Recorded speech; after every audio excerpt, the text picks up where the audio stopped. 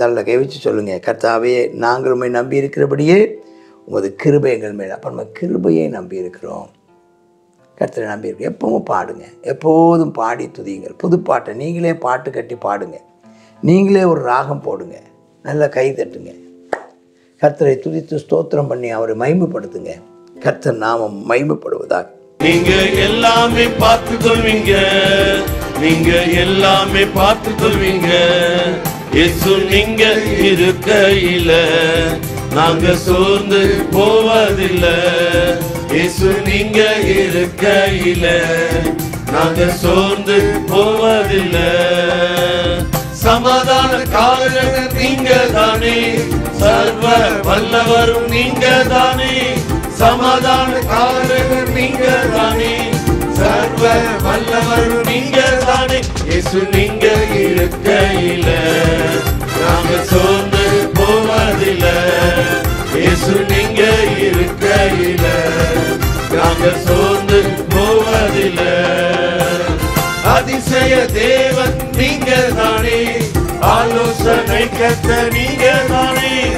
அதிசய தேவன் நீங்க தானே, ஆலோசனை கர்த்தர் நீங்க தானே. இயேசு நீங்க இருக்கையில நாங்க சோர்ந்து போவதில்லை. இயேசு நீங்க இருக்கையில நாங்க சோர்ந்து போவதில்லை. தேவனுடைய நாமம் மகிமைப்படுவதாக. சங்கீதம் 33. தேவனுடைய அன்பு குறித்து நம்ம பார்க்குறோம். நேற்று 32 பாவ மன்னிப்பின் அவசியத்தை பற்றி பார்த்தோம்.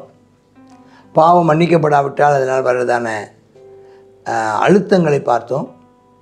பாவ மன்னிப்பு பெற்றுக்கொள்வதற்கு நம்ம கீழ்ப்படுகிறவர்களாக, தேவனிடத்தில் விசுவாசம் உள்ளவர்களாகவும், நம்பிக்கை உள்ளவர்களாகவும், பயப்படுகிறவர்களாகவும், கீழ்ப்படுகிறவர்களாக இருக்க வேண்டும். அப்படி மிஞ்சி தவறி போயிட்டால் உடனடியாக ஆண்டவர்கிட்ட மன்னிப்பு கேட்குறவர்கள் அறிக்கையிட்டு அதை விட்டு மன்னிப்பு கேட்டோமானால் கர்த்தர் நம்மை மறுபடியும் அவர் நம்மை ஆசீர்வதிக்க போதுமானவராக இருக்கிறார். 33. நீதிமான்களே கர்த்தருக்குள் அவன் களி கூறுங்கள், துதி செய்வது செம்மையானவர்களுக்கு தகும். எப்படியா? நீதிமான்களே கர்த்தருக்குள் களி கூறுங்க, துதி செய்வது செம்மையானவர்களுக்கு தகும். அப்போ நம்ம துதிப்பது தான் நமக்கு மிச்சம். ஆண்டவருக்கு எப்பவும் நன்றி சொல்லுங்கள். ஏன்னா எதுவும் நம்மால் ஆவதில்லை, எதுவுமே நம்மால் ஆவதில்லை. தேவனே எல்லாவற்றையும் செய்கிறவர். அப்போ நம்ம நீதிமான்களாக இருக்கும்போது ஆண்டவர் நமக்கு சகலவற்றையும் நன்மையாக செய்வார். அவரை சார்ந்து இருக்கும்போது அவரை துதியுங்கள், நன்றி சொல்லுங்கள். எப்படி துதிக்கணுமா? சுரமண்டலத்தினால கர்த்தரை துதியுங்கள். 10 நரம்பு வீணை. இப்போ 10 நரம்பு வீணைன்னா அப்படி ஒரு வீணையே இருக்குது. நாம் சொல்கிறது 10 விரல். அதனால் உள்ளதான ஸ்தோத்திரம் 10 விரல் வீணையினால் கீர்த்தனம் பண்ணுங்கள். புது பாட்டை நீங்களே ஒரு பாட்டை இயற்றி பாடுங்கள். அது ஆனந்த சத்தத்தோடு பாடுங்கள். வாத்தியங்களை நேர்த்தியாய் வாசியுங்கள். சும்மா ஏதோ வாசித்தோன்னு இல்லாமல். அப்போ பாருங்கள், அந்த பாடல் பாடும்போது நமக்கு என்ன செய்யணும்? நல்ல கைதட்டி பாடுதலும், வாத்தியங்களை பயன்படுத்தி பாடுதலும், அவரை மகிமைப்படுத்துதலும், ஆரவார சத்தத்தோடு பாடுவதும் அவசியம் என்று நம்ம பார்க்குறோம். சரி, அடுத்து 4வது சஞ்சம். கர்த்தருடைய வார்த்தை உத்தமமானது, அவருடைய செய்கைகள் சத்தியமானது, அவர் நீதியில் பிரியப்படுகிறார், பூமி அவருடைய காருண்யத்தினால் நிறைந்திருக்கிறது. அப்போ வார்த்தை துதித்தல், துதியுங்கள், வார்த்தையை தியானியுங்கள், அவருடைய கிரியைகளை எல்லாம் அவன் நமக்கு செய்கிறதான எல்லா அற்புதங்களும் நம்முடைய அன்றாட கிரியைகளுக்காக அவைகளெல்லாம் உத்தமமாக இருப்பதால், நேர்த்தியாக இருப்பதால், அவைகளெல்லாம் பூரணமாக இருப்பதால் அவருக்கு ஸ்தோத்திரம் பண்ணுங்கள். அவருடையதான காருண்யம் கிருபைக்காக ஸ்தோத்திரம் பண்ணுங்க. அடுத்து சொல்லப்பட்டிருக்குது தேவனுடைய வார்த்தையின் மேன்மையை பற்றி பாருங்கள். 6ஆம் வசனம். வார்த்தை. அவர் வார்த்தையினாலே வானத்தையும் பூமியும் உண்டாக்கினார். அதில் சகல சர்வசேனையும் அவர் சுவாசத்தினாலே என்ன செய்தார்? ஆண்டவர் உண்டாக்கினார். அவர் ஊதினார் அப்படின்னு பார்க்குறோம். அவர் வசனித்தார், வார்த்தையை சொன்னார்னு பார்க்குறோம். அதே மாதிரி பாருங்கள், அவர் சொல்ல சமுத்திரம்லாம் ஒரு குவியலாக சேர்ந்துச்சான். சமுத்திரம்லாம் ஒரு இடத்துல என்ன செஞ்சுதான்? சேர்ந்து கடல் என்று அழைக்கப்பட்டதான். இது எல்லாம் வாங்கினாலும் பூமி எல்லாம் அவருக்கு பயப்படுவதாக, உலகத்தில் இருக்கிற குடிகள் எல்லாம் அவருக்கு அஞ்சி இருப்பதாக. ஆகிய நாம் எல்லாரும் தேவனை மகிமைப்படுத்தணும், எல்லாரும் தேவனை துதிக்கணும். அது கடமைப்பட்டிருக்கிறோம். அவரை துதிப்பதற்கு காரணம் அவர் எல்லாவற்றையும் உண்டாக்கினவர். He is the creator king அப்படிம்பாங்க. அவர் தான் the founder and president of the earth அப்படின்னு சொல்லுவாங்க. அவர் தான் சிருஷ்டி ராஜா. அவர் தான் சிருஷ்டிகளின் ராஜா. சிருஷ்டித்தவரும் அவரே, ராஜாவாக இருப்பவரும் ஆளுகை செய்பவரும் அவரே. சிருஷ்டித்தவரும் அவரே, ஆளுகை செய்பவரும் அவரே. அவர் சொல்ல ஆகும், அவர் கட்டளையிட நிற்கும். அதனால் அவரை ஆராதிக்க கடமைப்பட்டிருக்கிறோம். அவர் பயப்பட வேண்டும். அவர் அவ்வளோ பெரியவர். நீங்கள் நினைக்கிற மாதிரி நம் தேவன் சாதாரணமானவர் அல்ல. அவர் மிகவும் பெரியவர். அவர் என்ன சொன்னாலும் நடக்கும். அவர் கட்டளையிட்டதெல்லாம் நடக்கும். அவர் ஜாதிகளின் ஆலோசனை விருதாவாக்குவார், ஜனங்களுடைய நினைவுகளை அவமாக்குவார்.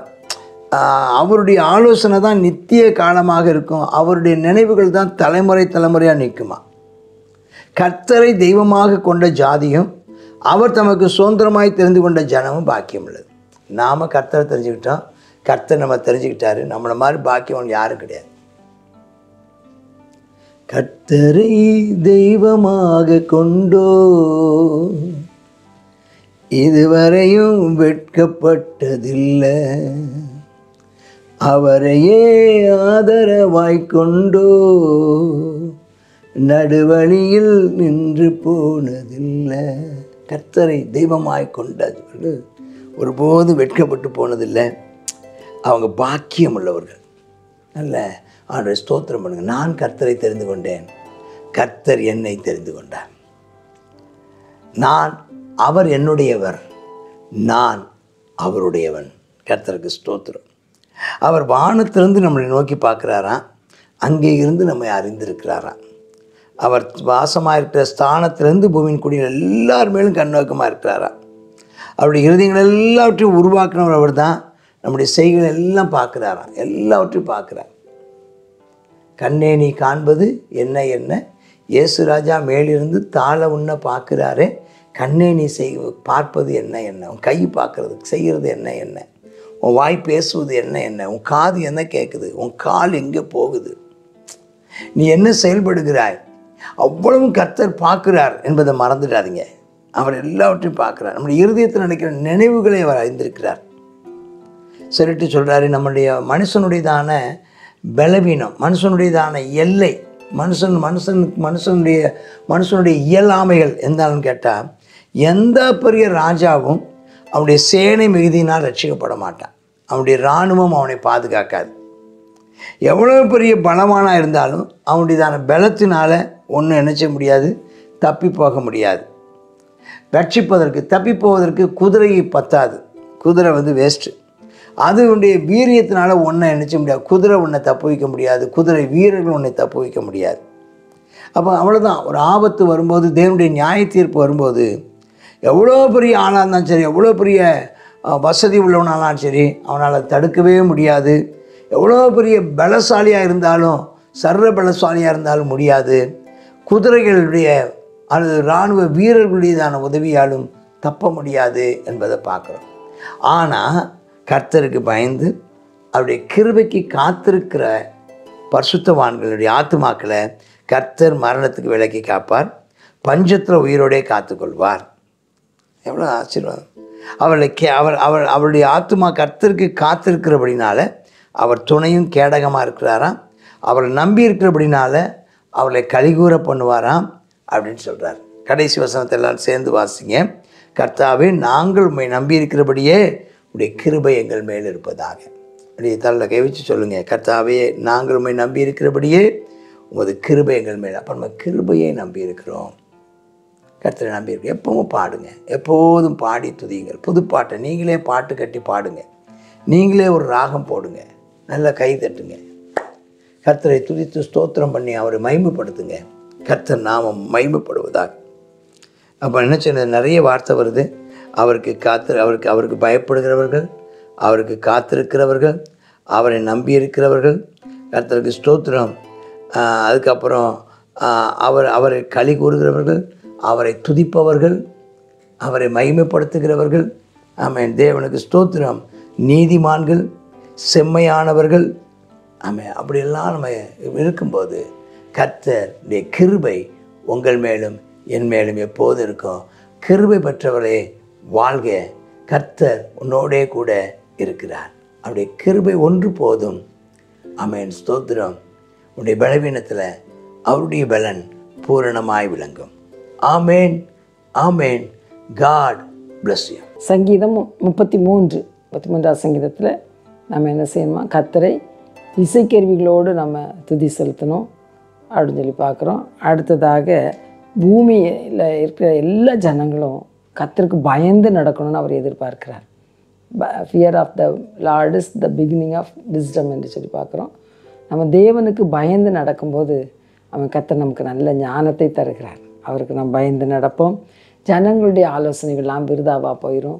கர்த்தருடைய ஆலோசனை தலைமுறையாக நித்தியமாக அது நிலைத்திருக்கிற ஆலோசனைகளை கர்த்தர் நமக்கு தருகிறார். கர்த்தரை தங்களுக்கு தெய்வமாய், இப்படிப்பட்ட கர்த்தரை தங்களுக்கு தெய்வமாய் கொண்டிருக்கிற ஜனம் பாக்கியம் உள்ளது. அவர் தமக்கு சொந்தமாய் தெரிந்து கொண்ட ஜாதியும் பாக்கியவான்கள். இன்றைக்கி கர்த்தர் நம்மை தெரிந்து கொண்டார். நாம் அவரை அந்த உலகத்தில் எத்தனையோ பேருக்கு கர்த்தர் தன்னை வெளிப்படுத்தின போதும் அநேகர் உதறி தள்ளினாலும் நாம் இன்றைக்கி என்ன செய்தோம், அவரை தெய்வமாய் கொண்டு ஏற்றுக்கொண்டோம்.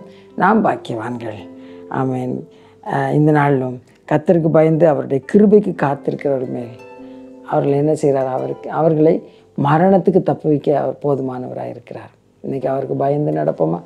ஜெபிக்கலாம். கர்த்தாவே ஸ்தோத்திரப்பா, கிருபை இரக்கம் தான் நல்ல பிதாவே, இந்த நாளில் உமக்கு பயந்து உம்முடைய கிருபைக்கு காத்திருக்கிறவர்களுக்கு அவருடைய தன் ஆத்துமாவை மரணத்திலிருந்து நீர் விலக்கி மீட்டுக்கொள்கிற கர்த்தர் என்று சொல்லி பார்க்கிறோம். நாங்கள் கர்த்தாவே எக்காலத்திலும் அவன் உமக்கு பயந்து உம்முடைய கிருபைக்கு காத்திருக்க உதவி செய்யுங்க. ஏசப்பா ஸ்தோத்திரம். இந்த உலகத்தார் எல்லாரும் அப்பா துணிகரமான பாவங்களை செய்து அப்பா கொஞ்சம் கூட பயப்படாமல் இருக்கிறாங்கப்பா. எங்கள் தேவனாகிய கர்த்தாவே, இந்த நாளிலும் அப்பா ஒரு பயத்தை உண்டாக்குவீராக. ஆமென். அப்பா நீர் ஒருவர் இருக்கிறீர், ஒருவர் விசாரிக்கிறவர் இருக்கிறீர் என்கிற உணர்வுள்ள இருதயத்தை அப்பா ஜனங்களுக்கு நீர் கட்டளையிட வேண்டும் என்று ஜெபிக்கிறோம். ஒருவரும் கெட்டுப்போது சித்தமில்லாத தேவன் அவர்கள் கர்த்தா உணர்ந்து மனம் திரும்ப கிரியை செய்யும். இயேசுவின் நாமத்தில் பிதாவே. ஆமென்.